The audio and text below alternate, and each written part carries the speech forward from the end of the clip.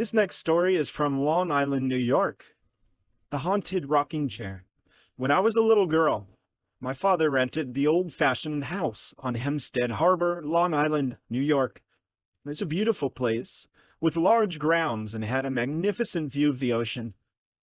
The ground floor of the house consisted of a front parlor, a library, a dining room, a kitchen, and a small room that opened up off the library.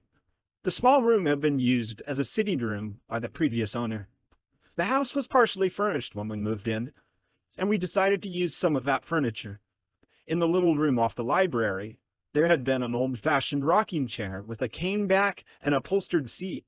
Father fitted up the little room as a smoking room, or as a den, as he called it. But it was such a pleasant and sunny room that I spent considerable part of my days there, reading and sewing. The little rocking chair I considered my special property, and at my request, my father let it remain in the room for my use. One rainy evening, several months after our arrival, Mother and I were in the house alone. Mother was suffering from a sick headache. My sister Mabel was away on a visit, and Father was detained in the city on business. That evening, I was in my mother's room reading to her, for, as I have said, it was my usual custom to spend my evening in the little sitting room off the library. Mother's room was directly over this, and any sounds that would have come from it we could have heard very plainly. Our servants were out for the evening, as it was their night off, so again we were in the house alone. While I was reading a story to my mother, I was suddenly surprised to hear the soft sound of someone singing in a low female voice. The singing appeared to be coming from the little smoking room below us. Mother heard the singing as well, and she asked me what it was. I thought it was very strange, but didn't think that it was anything supernatural. In fact, such a thought never crossed my mind. The singing went on from a high pitch to a low pitch, as the voice of the singer rose and fell. My mother then asked me if someone was singing outside. I told her that I was certain the voice was coming from down in Father's smoking room. I finally decided to go and investigate who the singer was. I went downstairs, and when I reached the smoking room, I paused for a moment at the closed door. I had to think hard, as I could not recall closing the door to the smoking room before heading up to Mother's room. As I stood there, I could clearly tell the song was indeed coming from the smoking room. The song sounded like an old lullaby, and I could also hear the creaking of the rocking chair moving back and forth. In my head, I pictured someone singing to put a baby to sleep. I slowly opened the door and paused before entering the room. The singing continued.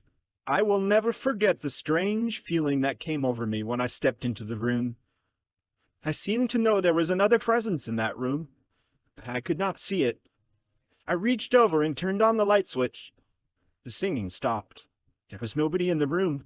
It was just as I had left it. I stood there for a few moments and went back out of the room as if nothing unusual had happened. Next, instead of heading back upstairs, I decided to wait in the library and watch the room through the open door. And then a strange thing happened. The rocking chair began to move, slowly, back and forth. It rocked and rocked. Then very slowly, and almost indistinctly at first, came the song of the invisible singer. I didn't stand there waiting any longer. I stormed out of the library and up the stairs to Mother. I told her that one of the girls was back and was singing in the library. I lied, because I didn't want to frighten her.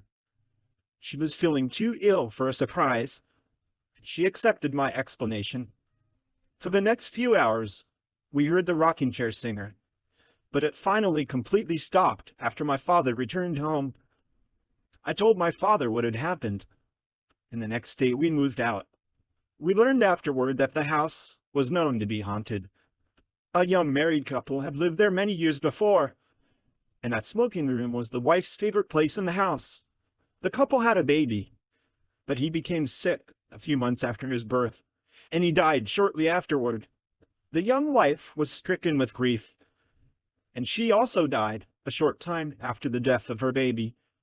Those who knew of the story said that on the anniversary of her death, The song she used to sing to her baby could be heard coming from that room, accompanied with the sound of the rocking chair moving back and forth.